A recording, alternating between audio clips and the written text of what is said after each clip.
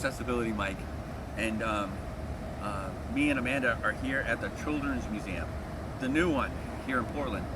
They just started opening it up for open houses, and we went through it, and it is absolutely amazing.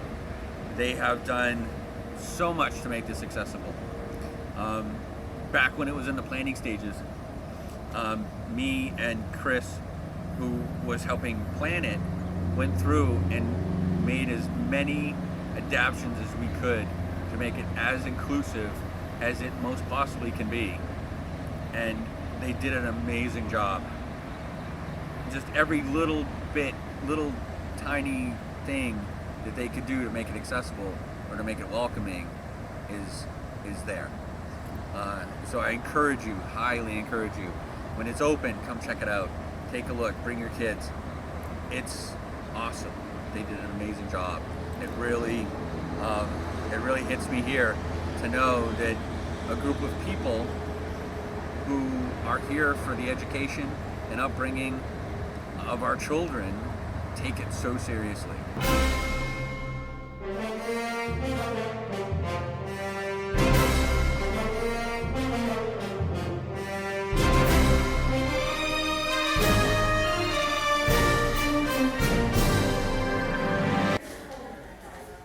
So we tried to group a lot of plays together, you know, like Cinderella. There's three versions of four versions of Cinderella. This one dates back to the 40s. And then this one we did maybe 5 years ago. And the Emperor's New Clothes. And Pinocchio is up there.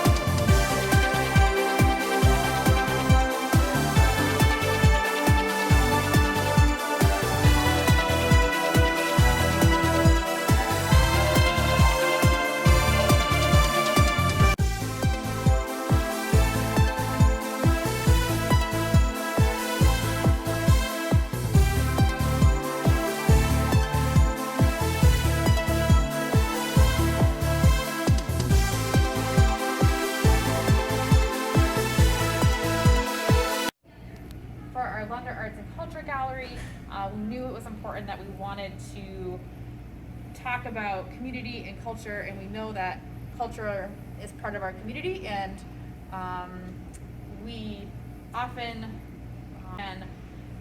look at equity and diversity and culture within our programs and within our exhibits, and we were thinking about how to do that for this space, and we realized that we often look to children's books to explore our world. So that's where we started thinking about what book to choose to bring alive in this space, and we drew inspiration from the Children's Book Festival put on by Indigo Arts annually, and also I'm Your Neighbor Books. And last year, the Ashley Bryan Children's Book Festival featured the beautiful Blackbird. So that was a moment of inspiration, and we started thinking about how we could bring that book alive here. And we started working with Indigo Arts Alliance and also the Ashley Bryan Center. And together we've created this incredible exhibit space where when visitors walk in, they can see Ashley Bryan reading The Beautiful Blackbird. And then they go inside to a gesture animation area where visitors become a bird avatar. And they, through dancing, act out the narrative of the story, which is all of these birds admiring the beautiful blackbird because his wings are so iridescent and black is so beautiful. Well, they all want a little bit of black.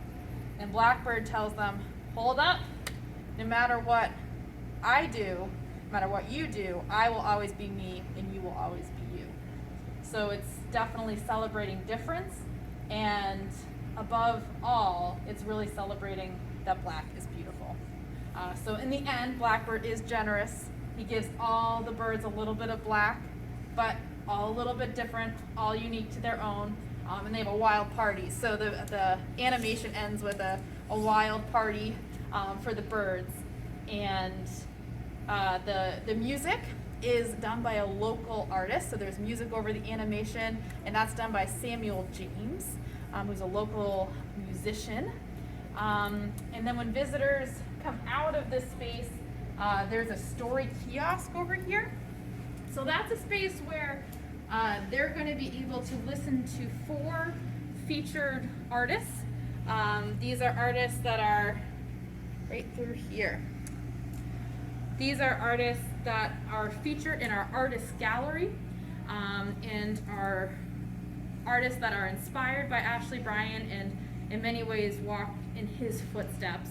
And then visitors will be able to share their own stories for the story kiosk as well. And they can send them to family and friends. It becomes a bit of a keepsake as well. So in this space we have our stories. All of those stories have a piece of art that will be featured over here on the artist gallery. So this wall is now blank.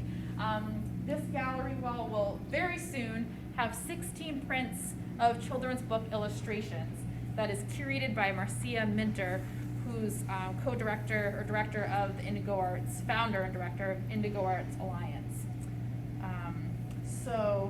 And then of course you've got the makerspace, which we're gonna have, it is our makerspace and it's going to stay here with all of our exhibits, but right now some of our activities are going to have draw inspiration from the author Ashley Bryan, who loves using found objects and everyday objects to create something new. He finds and learns from the familiar, and his art style is very much to create extraordinary from the ordinary. So we're gonna hope that kids are excited to do that too, which you know they are.